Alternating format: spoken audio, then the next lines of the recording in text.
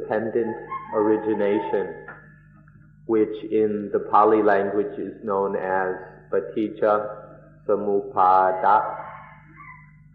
This matter of dependent origination demonstrates how bhava, or existence, which we spoke about yesterday, how it arises, how it can be managed, and how it quenches or ends.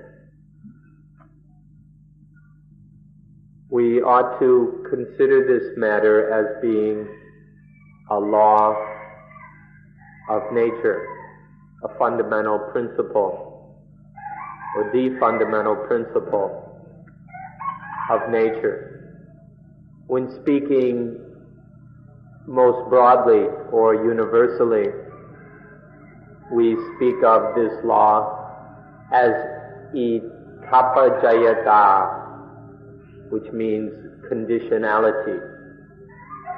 When we speak a bit more specifically about sentient beings, conscious beings which feel pleasure and pain, then we call this law paticca samuppada, or dependent origination.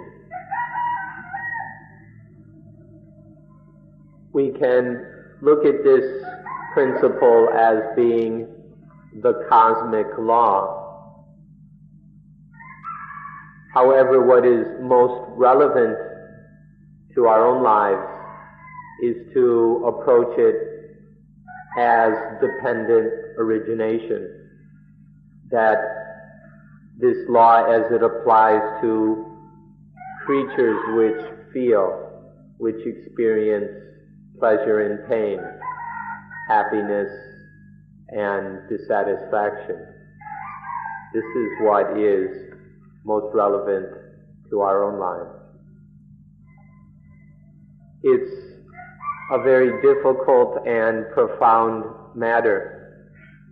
So difficult that at first, after awakening to this law, the Buddha thought that it wasn't possible to teach it.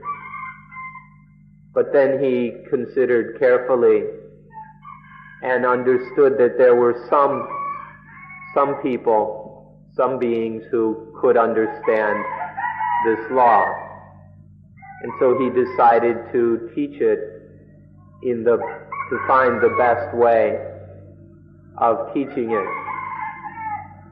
And in the end he decided it was worthwhile, that if taught properly, some people would understand, and this would make the effort worthwhile.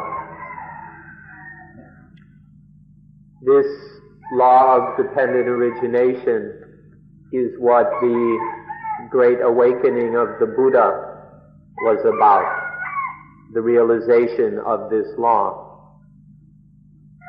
And the Buddha taught solely this law of dependent origination.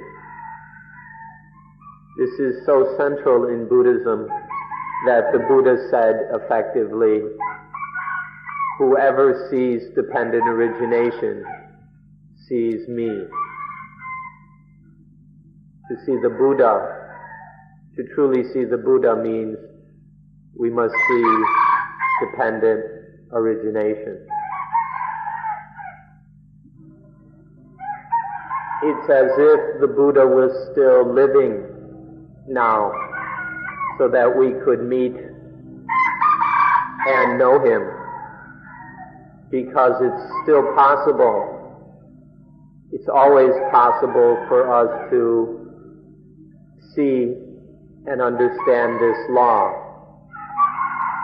just as if the Buddha was still here to teach it. And so we take this principle of dependent origination as being the heart of Buddhism.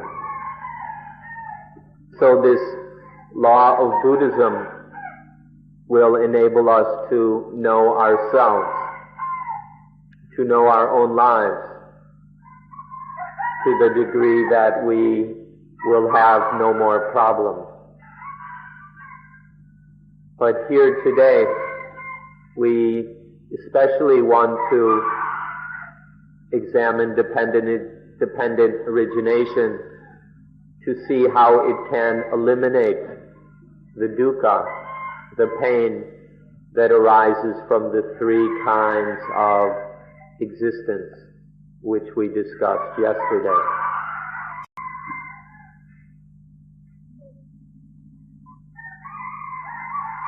We need to see this fact of dependent origination as if it were some material object which we hold in our hands right in front of us. We need to see it in such a tangible way, although it is something immaterial. It's not a physical matter, but a spiritual one. We need to tangibly experience the fact that of its constant flow or stream. Dependent origination is a stream that's flowing throughout our lives. But it flows in a circle. It constantly recycles.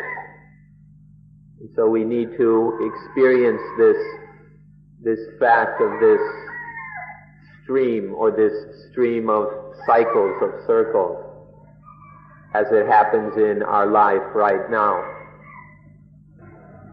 In every cycle there are 12 things or 12 conditions, and each condition supports and promotes the next one. So the first promotes the second, and then those promote the next, which promotes the next, stage by stage, step by step. We need to see this flowing cycle in these 12 aspects, or these 12 conditions which arise, supported by the previous one.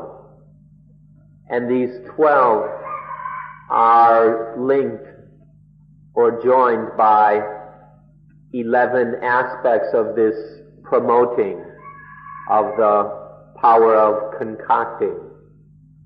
So there are the 12 objects or things, the 12 conditions, and then the 11 activities of conditioning which link them.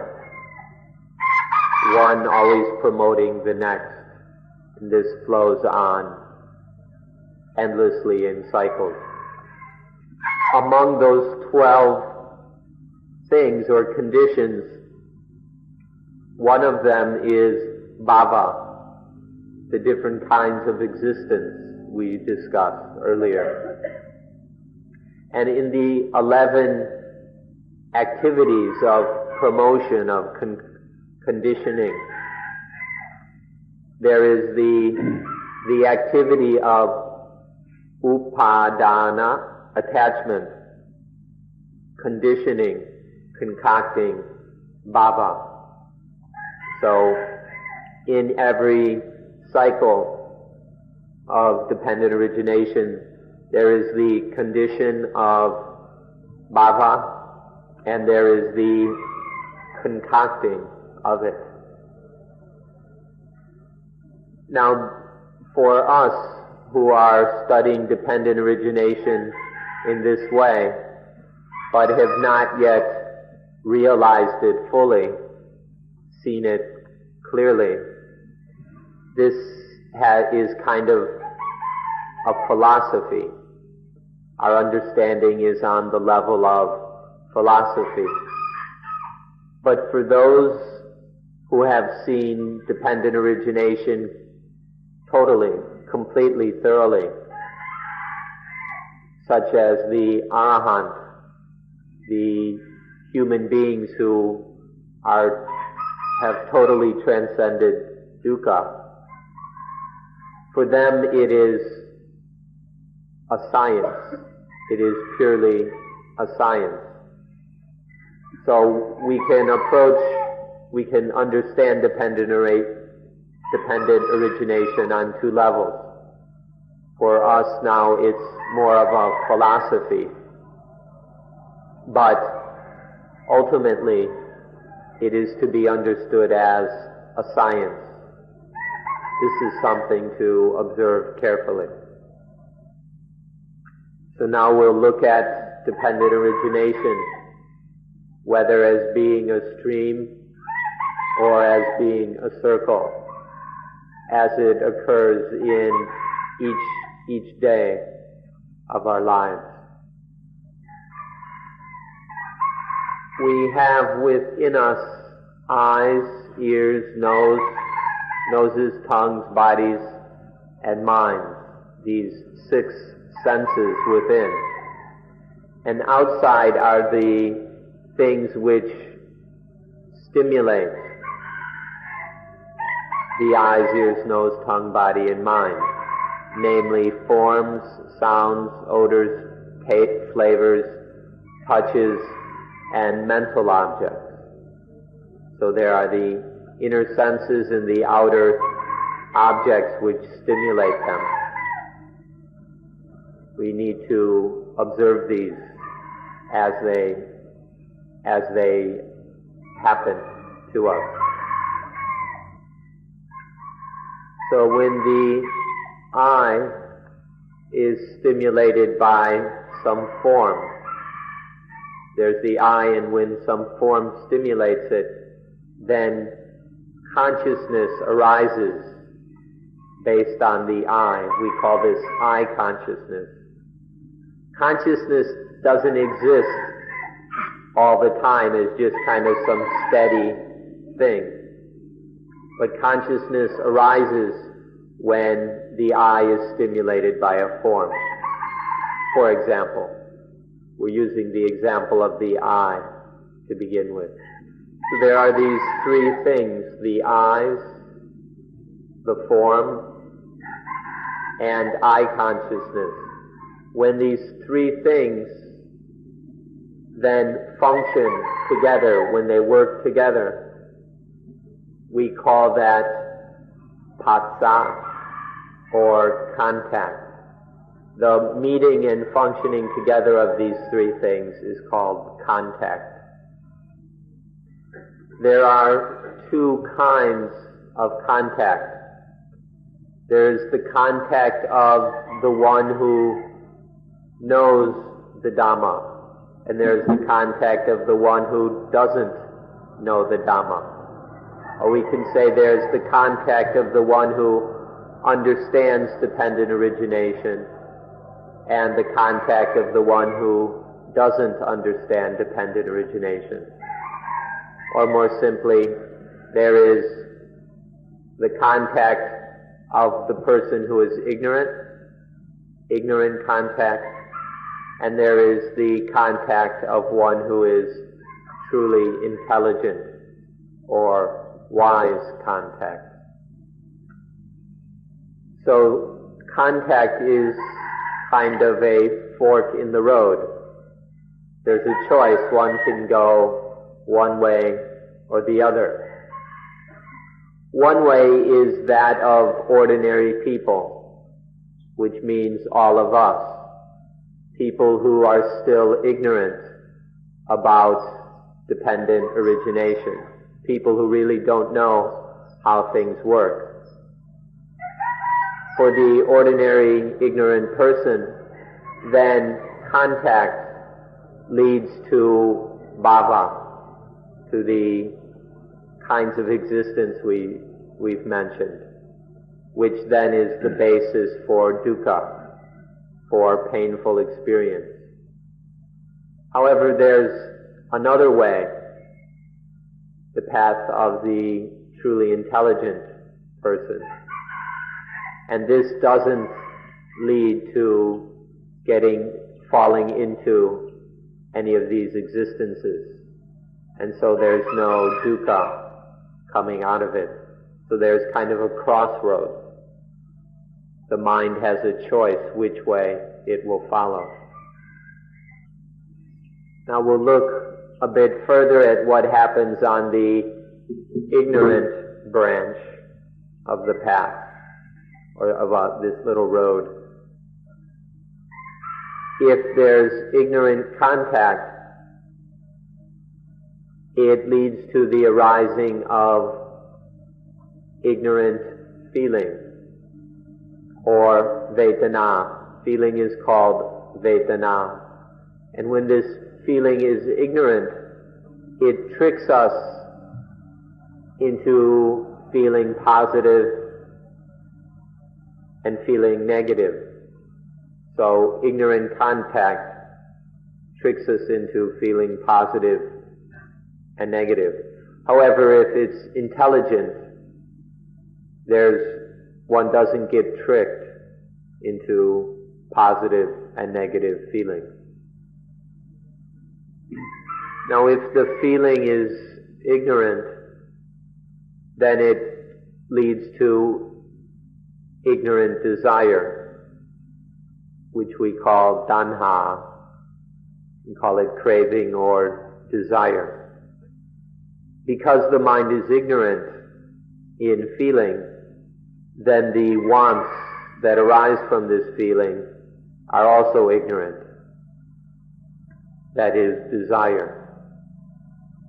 However, if the feeling is not ignorant, if it's wise, then any want that arises from it is also wise, which we don't call desire, we call it wise want or aspiration. There's an important difference between aspiration and desire. One comes out of intelligence, and the other results from ignorance, especially ignorance regarding feeling. It's already ignorant. That's why we call it desire. Once it's arisen, it's ignorant, and this is called desire. There's no ignorance involved, then we call it aspiration. So there's desire, or we could say want, takes two paths also. If want takes the path of ignorance, we call it desire. If it follows the way of intelligence, we call it aspiration. However, because we're currently ignorant, because we don't understand things yet, our want is always ignorant. That is, for us there is only desire. Now when there is this ignorant desire, it leads further to attachment. The ignorance of desire leads to the further ignorance of attachment, which means grasping at the positive or grasping at the negative.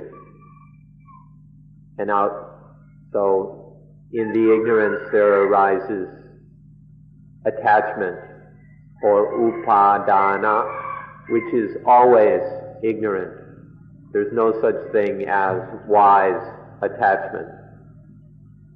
And this brings us to bhava. Through attachment there arises bhava. If there's attachment to sex, this leads to sexual bhava or sexual existence. Kama bhava. If there's attachment to formness, then this leads to the formish existence, rupa bhava. And if there's attachment to the formless, to what has no form, or the immaterial, this will lead to formless existence, arupa bhava. So whatever kind of attachment there is, or whatever we attach to, will lead to a corresponding existence. And this existence is always ignorant. We'd like to remember our housewife from yesterday. When she's busy with her husband, there's this attachment to sexuality.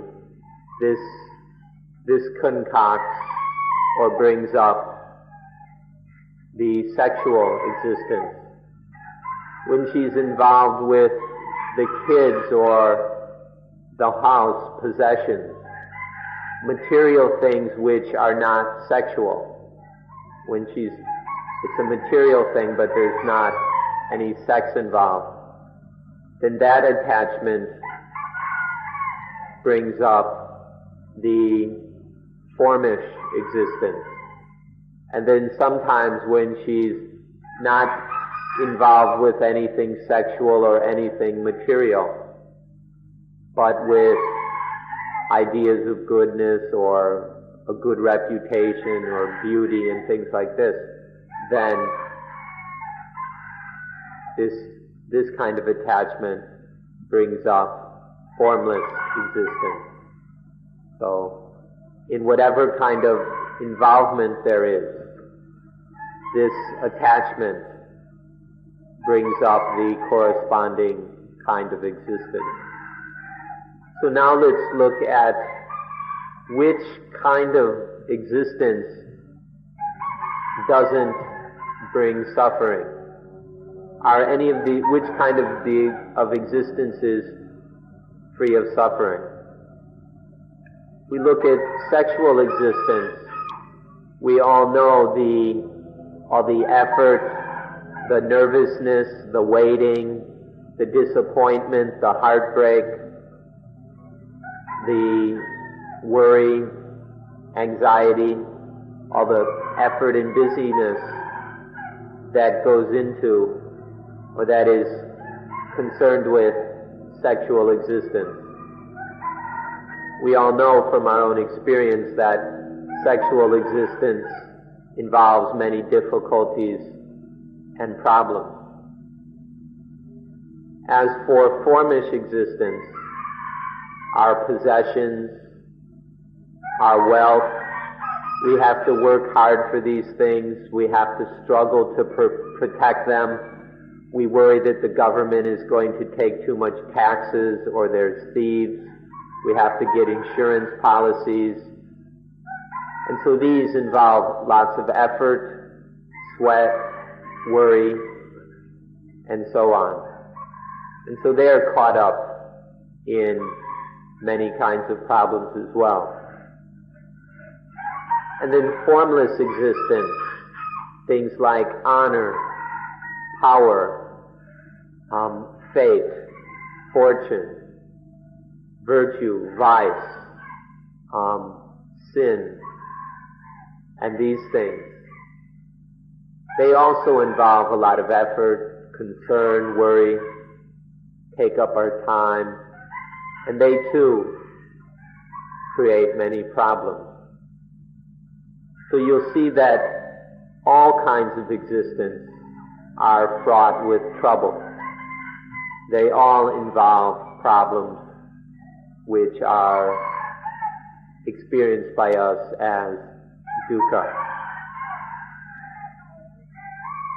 Something we need to understand about bhava is that even if wherever there is bhava, there will be dukkha. Even if there's just a little existence, there will be some dukkha. So even the itsy-bitsiest little bit of existence will have some dukkha involved. The Buddha compared it with excrement. Even a small bit of excrement or feces will stink. Even if it's so small you can't see where it is, maybe somewhere on your hand or something, you can't see it, but still it stinks. Buddha used this to point out that even a tiny bit of bhava brings dukkha.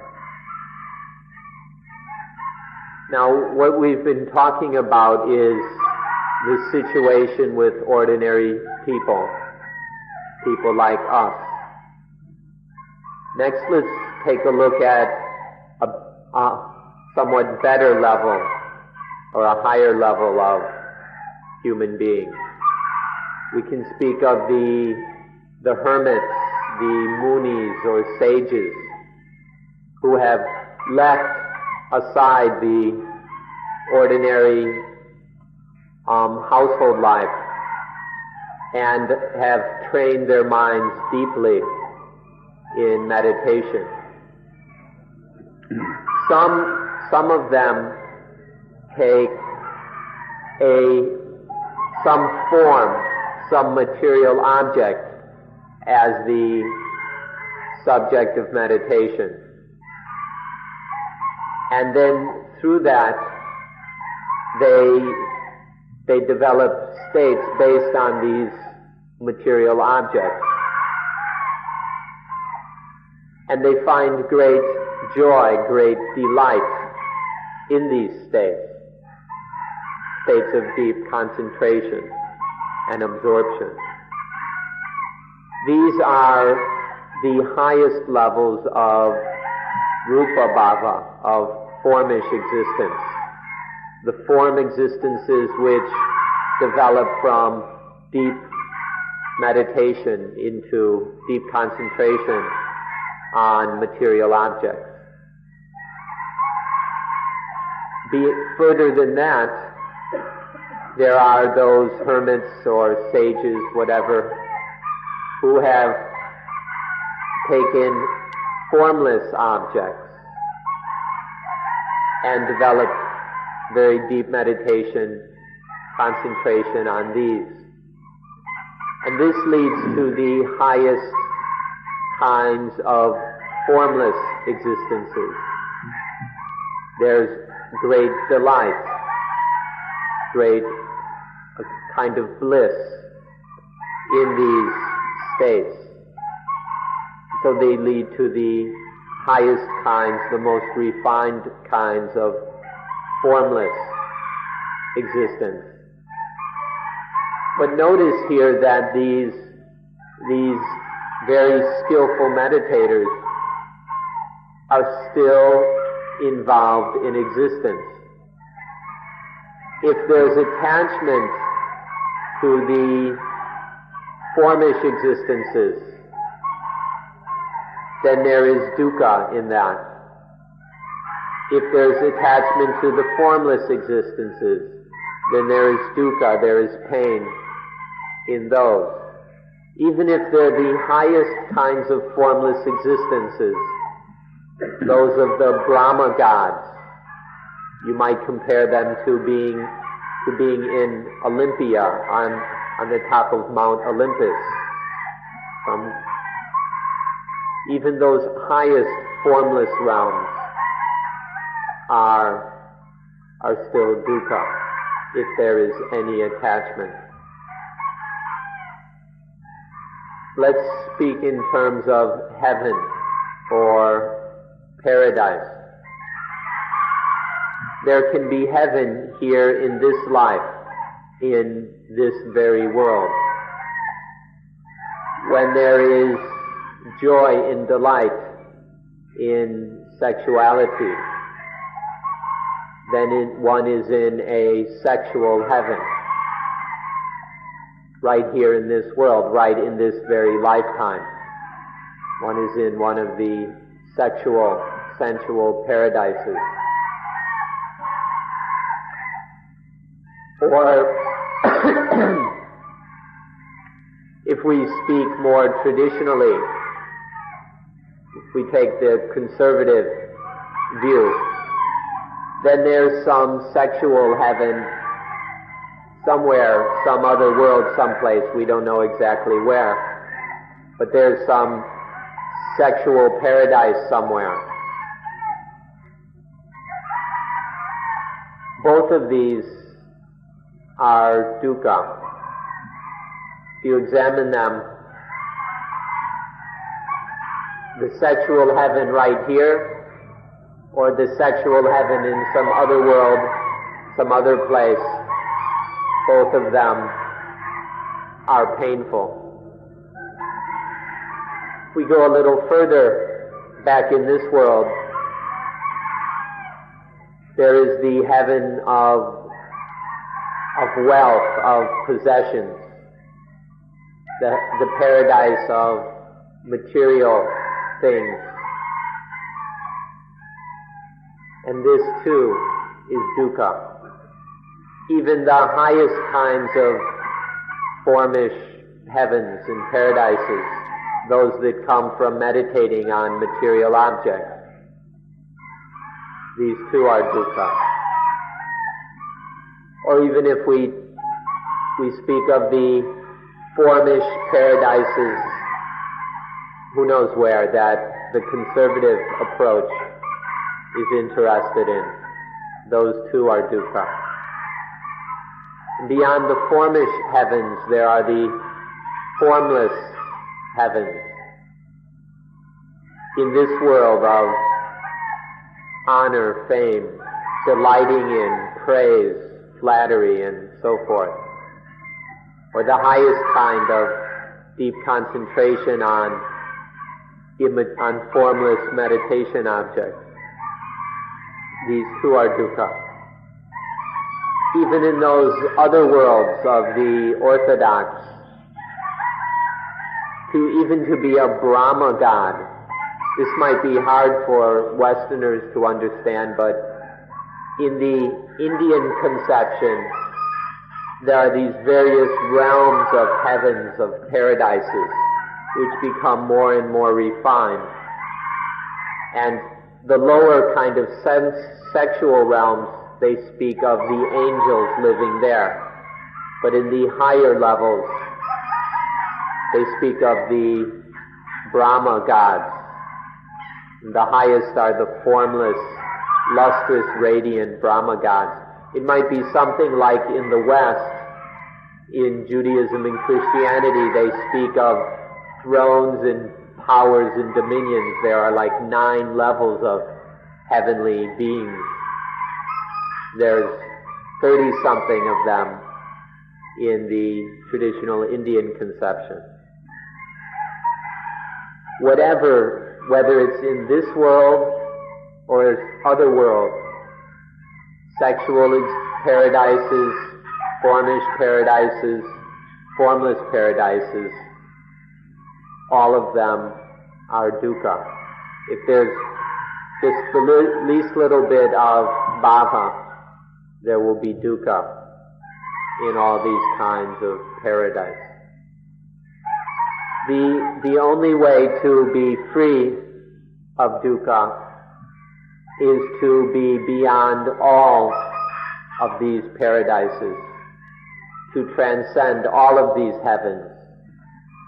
This is the only way there is total freedom and peace.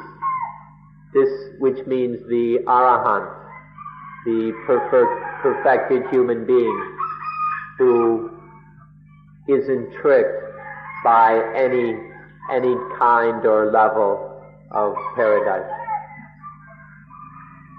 It's best to look at the heavens in this life, in this world. It's more easy to understand and more relevant. Just take a look around at our friends, especially those who are young men and women, and we see them scrambling after the sexual heavens, trying very hard, spinning around in the sexual paradises. And as soon as one gets one of these sexual heavens, before long, it bites. It's not very long that the sexual existence bites, because there's jealousy, there's envy, there's competition, there's anxiety that one's lover will leave one, or one's lover doesn't smile and one gets depressed or gets angry. one doesn't get the attention one wants. And so very quickly the sexual paradises turn around and bite us. After a while, maybe one gets married, and there are children, a home, and the various possessions. And then when one has this formish paradise, before long it bites as well. One has to pay the bills.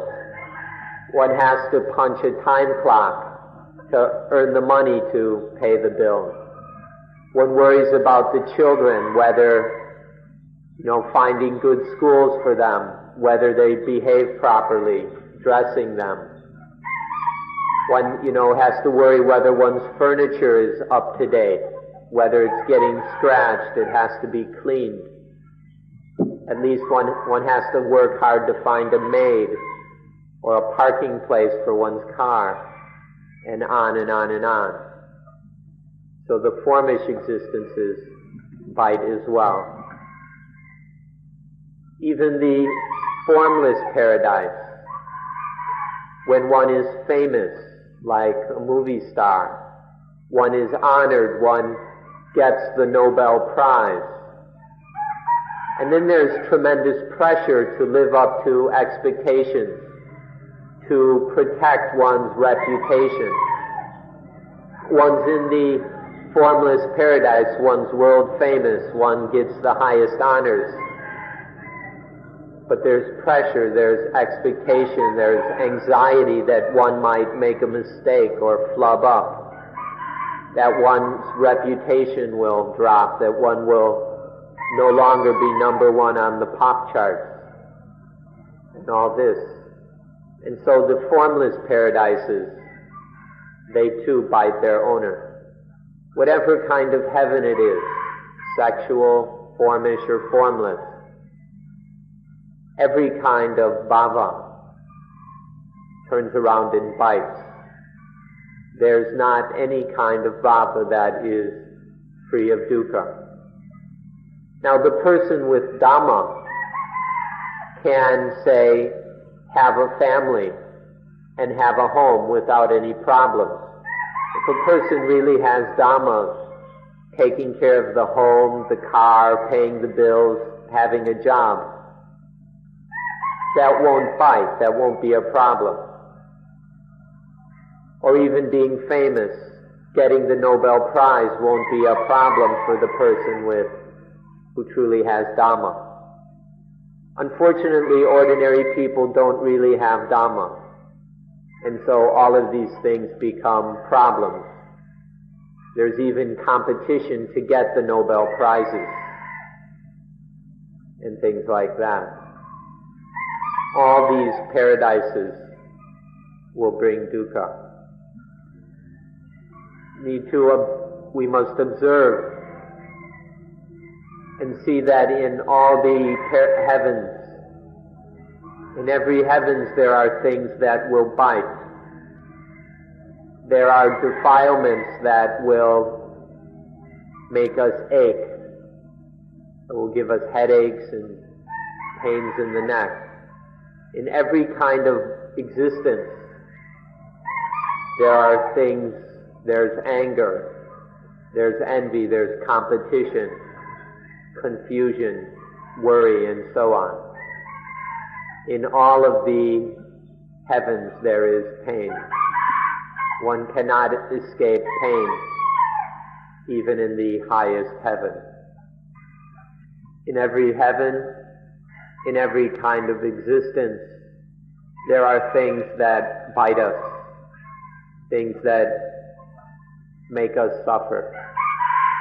We'd like to mention a few clear, simple examples of these, which you can see quite easily. We'll mention around 10 of them. In all the different forms and kinds of heaven, in all the different levels of existence, there is love. There's some kind of love in every one of the existences. You all know what love is. You all know how love bites, how heavy love can be. So this is the first example. We'll mention them one by one. Next is anger. When there's positive, we love it. When there's negative, we get angry. And then anger bites. There's anger in all the levels of heaven, and they all bite. You know what this is like. You've all been angry before. You know how anger bites. This is the second example. The third is hate. Hating without any reason.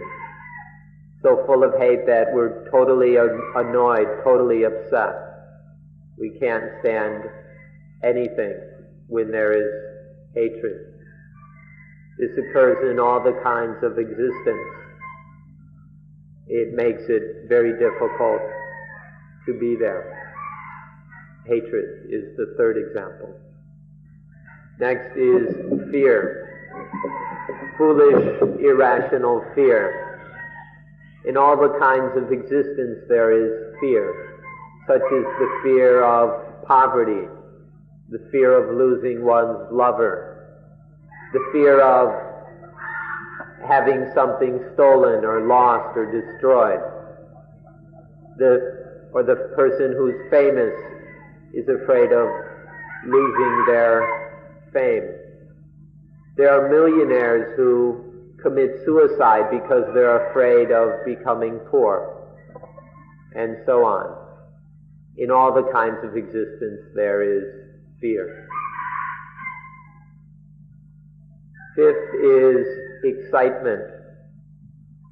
We always want things to come and stimulate us, looking for excitement and stimulation. All these Europeans coming to Asia, wandering around looking for excitement and adventure, or people going to sporting events in order to get excited, the movies,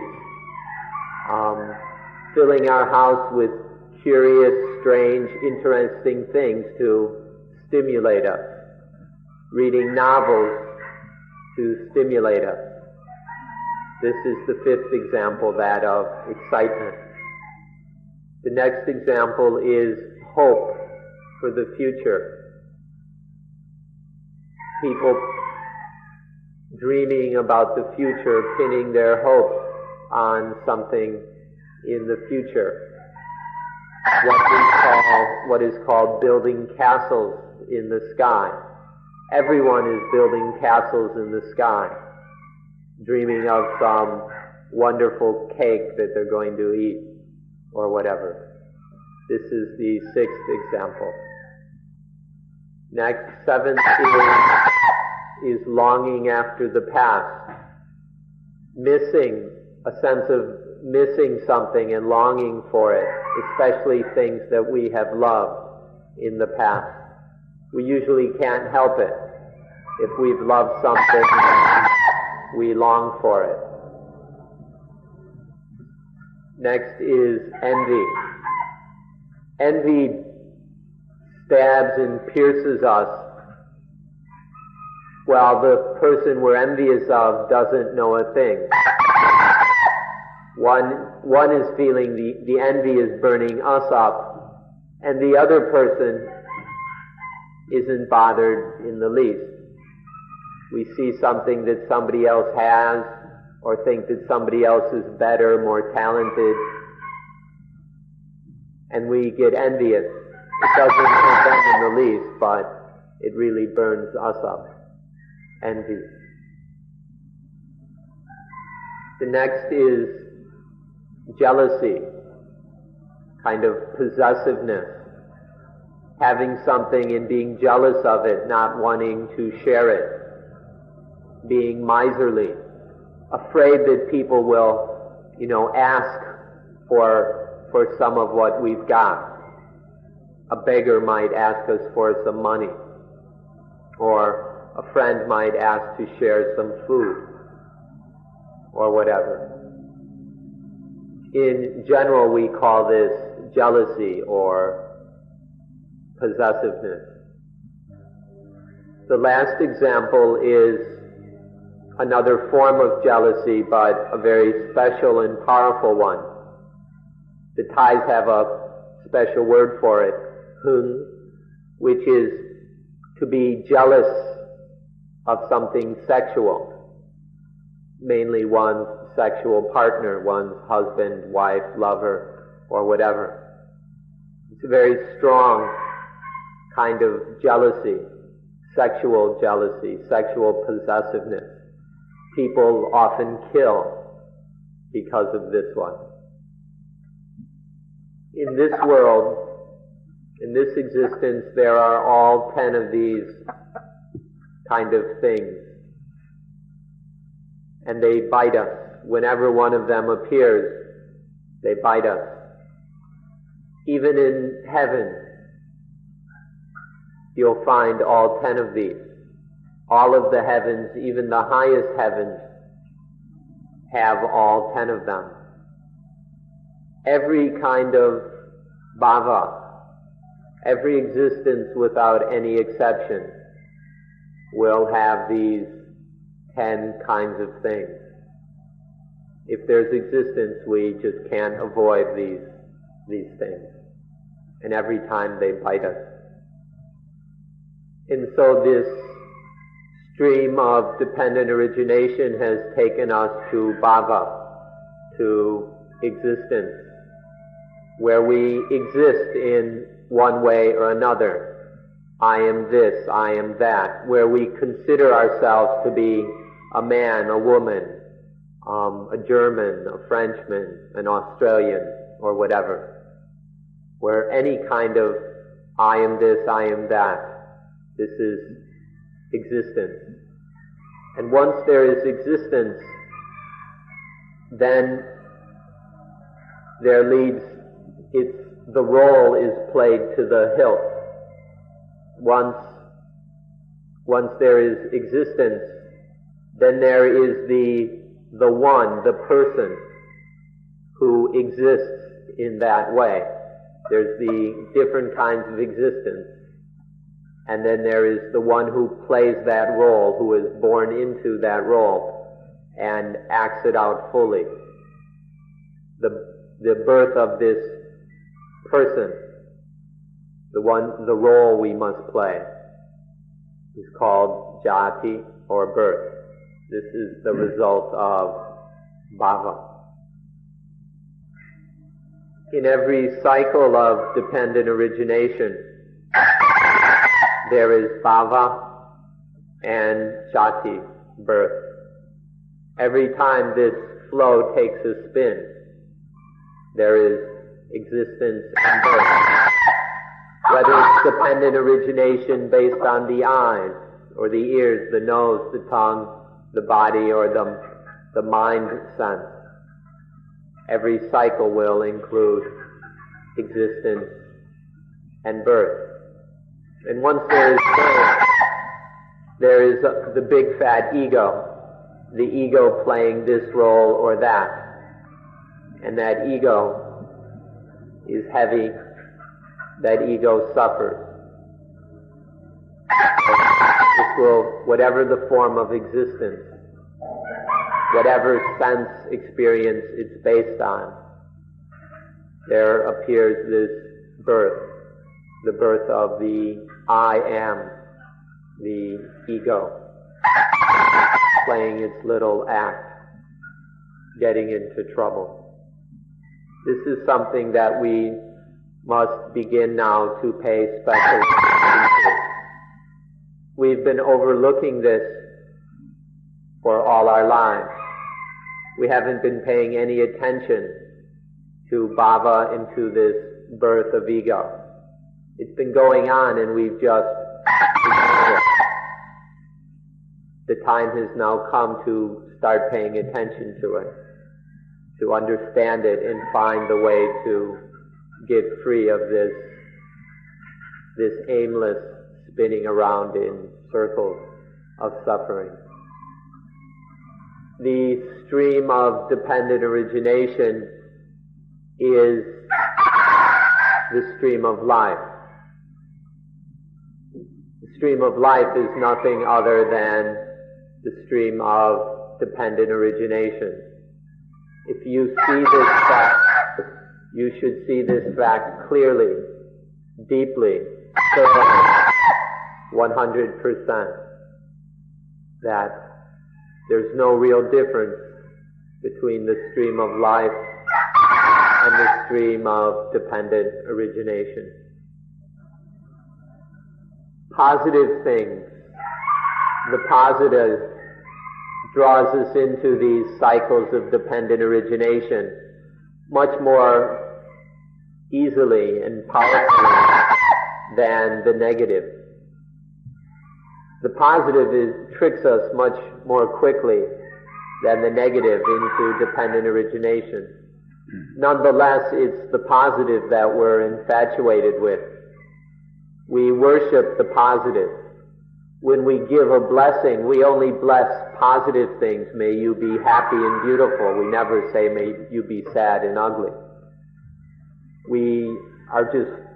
Our big concern is with the positive, although it's what tricks us into dependent origination most of all.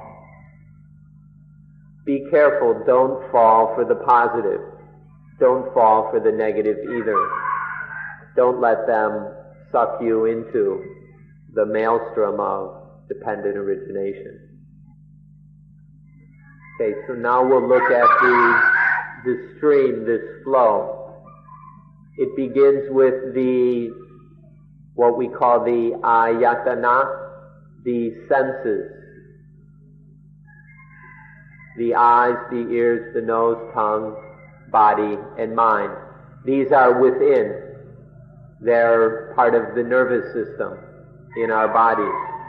So the stream of dependent origination starts off with the ayatana, the senses. So when the 6 senses interact with their 6 objects, the form, sounds, odors, flavors, touches, and mental objects, then consciousness arises.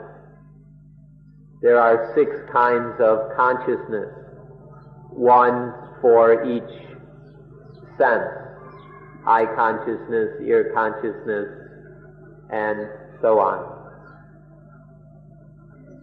So the next thing is phassa, contact.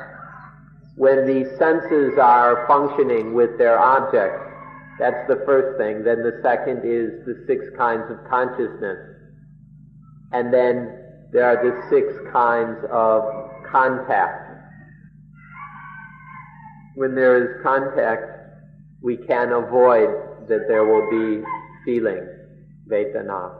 When there is feeling, we meet up with the 5th thing, tanha, desire. When there is desire, we can't help ourselves. There will be upadana, attachment. And once there is attachment, we can't help it. There is bhava, existence. And now the 8th thing, once there is bhava, there happens jati, the birth of the role player, of the personality, the ego. And last of all, once there is birth, ego birth, there's nothing to be done about it. There will be suffering. It's inevitable that once there is ego, there will be suffering. Physical birth out of our mother's wombs is no problem. We have no difficulties with being born physically. The problems don't start until there is spiritual birth. The birth that happens because of ignorance, that happens through attachment. When there is the spiritual birth, when the me is born, This is where the problems begin. So let's run through these again. There are these senses, which includes their objects. Then there's sense consciousness, vijnana. Then the 6 kinds of contact. Once there's contact, there will be feeling. And we can't help it that there will be desire arising toward the feeling. And then the feeling, and then because of desire there is attachment. Through attachment there is then existence arises. And then there's birth, and then dukkha. So altogether there are 9 things. The ayatana, the senses, consciousness, feeling, desire, attachment. Wait. I missed contact. Then attachment is 6. Existence, birth, and dukkha is 9. So there are these 9 conditions. This is a simple, direct, immediate explanation of dependent origination in terms of these 9 conditions, these 9 factors. This is something that everyone here has the intelligence to understand because it can be clearly, directly observed in your own experience, even right now. Everyone here, once you understand the meaning of these 9 terms, will be able to see what is meant. So we begin by understanding this version or this explanation of dependent origination. However, in the Dhamma way of speaking, we include dukkha in birth. The two are inseparable. As soon as ego is born, there is dukkha. You can't just separate the two. Birth is painful. Birth is dukkha. But we mean the spiritual birth, not physical birth. So that leaves 8 things. In the Dhamma way of speaking, there are 8. Because as soon as there's birth, there's going to be trouble. It's the way things are. Now, at the beginning we mentioned that there were 12 conditions. There are 12 conditions. Now, some people, the 8 we've just mentioned are something easily observable by everyone who is willing to pay attention. But there are some who want to go even further, want to stretch the limits a bit. And they go and ask, well, where do the senses come from? Where do the senses come from? And the senses come from nama rupa, from the mind body. Well, there aren't any senses unless there is the mind body. And then one asks, well, where does mind body come from? One could say the mind body depends on the conditioning, the concocting of the consciousness element. So when the kind of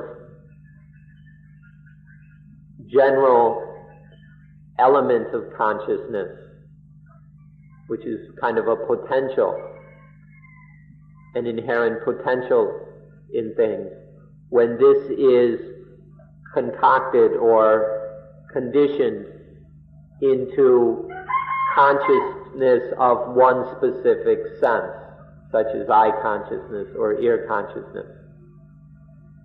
So there's kind of this inherent potential of consciousness which is then conditioned into a specific active consciousness. And where does that consciousness come from? It comes from what we call sankhara, which here means the power of concocting. And last of all, one asks, well, where does that come from? The power of concocting arises due to ignorance. So, Due to ignorance, there is the power of concocting. Due to this concocting, the consciousness element is concocted into specific consciousness of one of the senses. Due to that, there is the mind-body. Because of the mind-body, there are the senses. Because with the senses, there is contact, and so on. So we had the 8, and if we look even more deeply into it, there are these other 4. Ignorance, the power of concocting, the consciousness, and then mind-body. So the 4 plus the 8 makes 12. This is the more detailed and much more difficult way of seeing dependent origination. These early elements are incredibly subtle and difficult to investigate. You don't really have to know the first 4. These first 4 are very deep secrets of life, which are quite hard to see. It's not necessary that you know these things, but it's absolutely necessary to know the latter 8, beginning with the senses, consciousness, contact, and so on. The latter part we must know because it's happening right here right now. This is our experience. Our life is made up of these 8 things. So it's necessary for us to investigate and understand them. This is something that all of us can do. To see the first 4 requires a very special investigation. We need to really train the mind, and we must look very deeply. So that is beyond the needs and the ability of many. But the latter 8 is something we all must investigate until we see it for ourselves in our experience. Nonetheless, altogether there are 12 conditions or 12 aspects of things arising in dependent origination. So let's consider the entire stream as it's taught in Buddhism, that covers all 12 elements or conditions.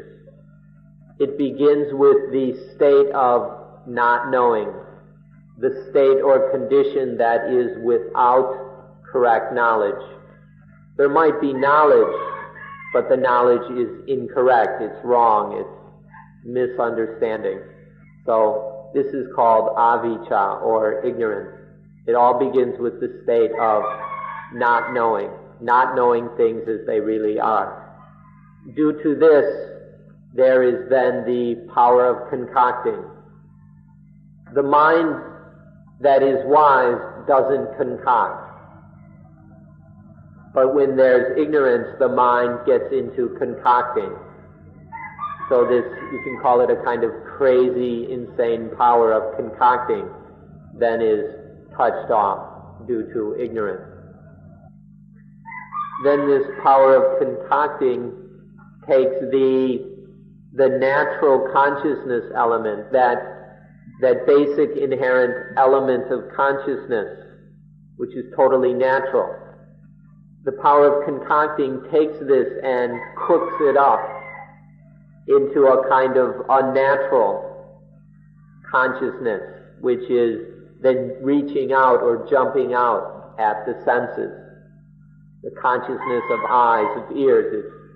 It's not just this natural consciousness, but it's now been cooked up, stirred up, so that it's reaching out for the senses.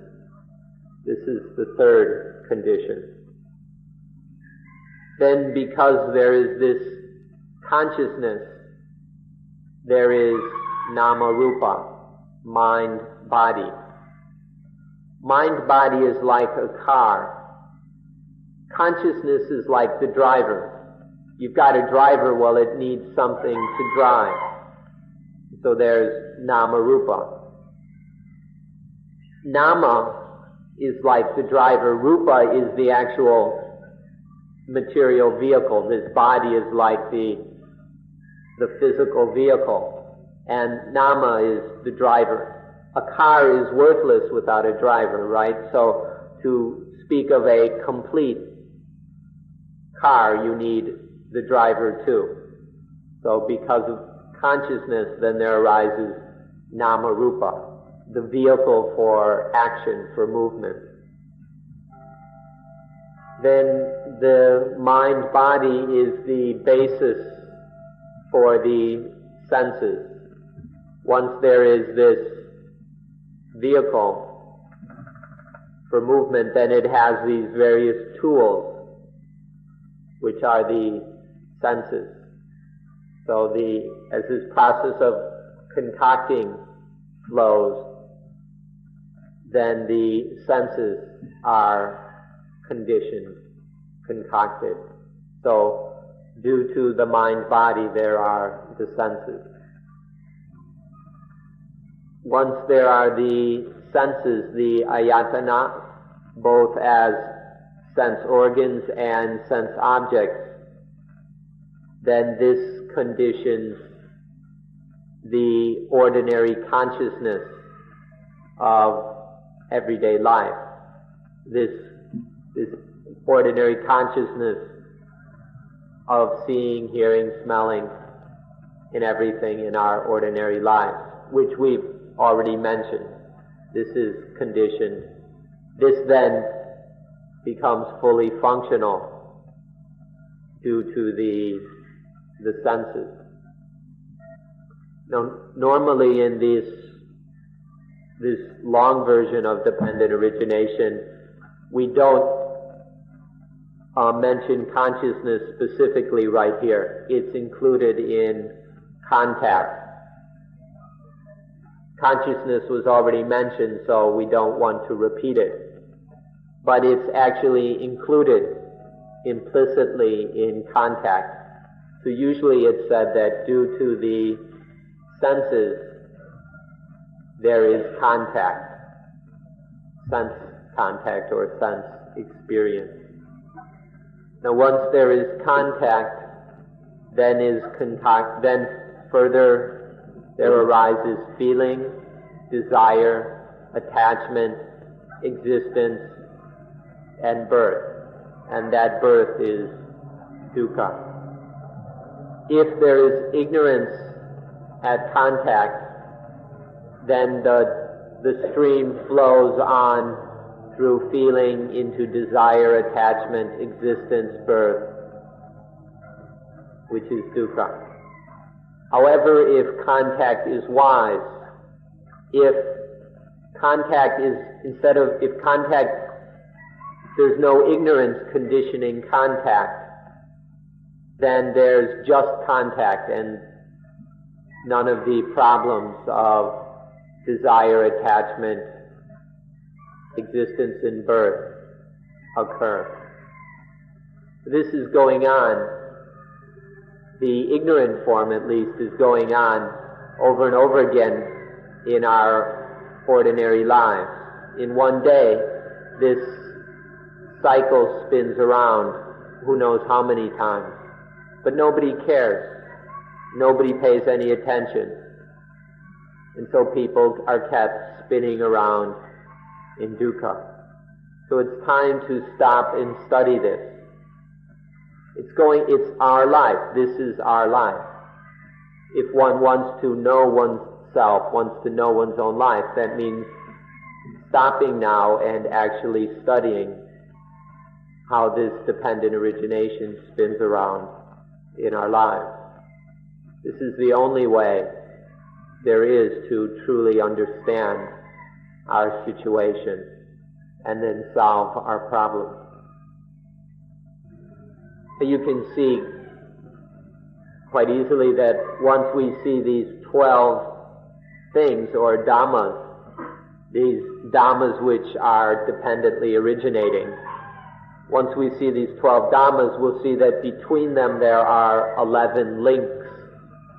Between the first and second is one link. Between the second and third is another link. Between third and fourth is a further link. And so on. So there are 12 things linked by 11 linkages. Some of you might think that this explanation is excessive, too difficult, or too much. But we think that this is necessary, that there's nothing excessive about this, that this is the basic knowledge that we need if we're going to cope with the stream of dependent origination. If we don't understand what's been explained here, then there's no way that one can deal effectively with these cycles of dependent origination. The only way we can control existence, meaning if existence is out of control, it's just a lot of problems for us. But once we get existence under control, then it's no longer a source of pain and suffering for us. The only way we can do this is if we fully understand dependent origination, and so forth. And so this explanation is necessary. So now you know what the kinds of existence are, and you know how these existences are dependently originated. The thing that remains is to understand how to study this deeply, and then how to train ourselves so that we can control, so that we can manage this flow of dependent origination. So in a later talk, we'll talk about the mindfulness with breathing practice of meditation, which is our way of training so that we have the tools, the abilities to manage this dependent origination. Now we should warn you that in other places they explain dependent origination differently.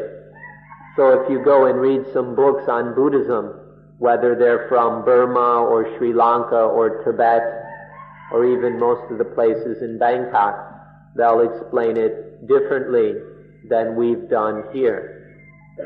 It's up to you to examine the different explanations and see which one will actually solve our problems, which way of understanding dependent origination can actually end suffering. Now, if you see that this explanation can actually do that, then it may not be necessary to go reading lots of books on this. But if you do come across other explanations, you'll need to find out for yourself which way can actually extinguish suffering. This isn't meant to be just some theory that we believe in or we argue about. It's meant solely to be a practical means to free us from dukkha. And once again, we thank you very much for being very good listeners and allowing us to do our duty. Thank you.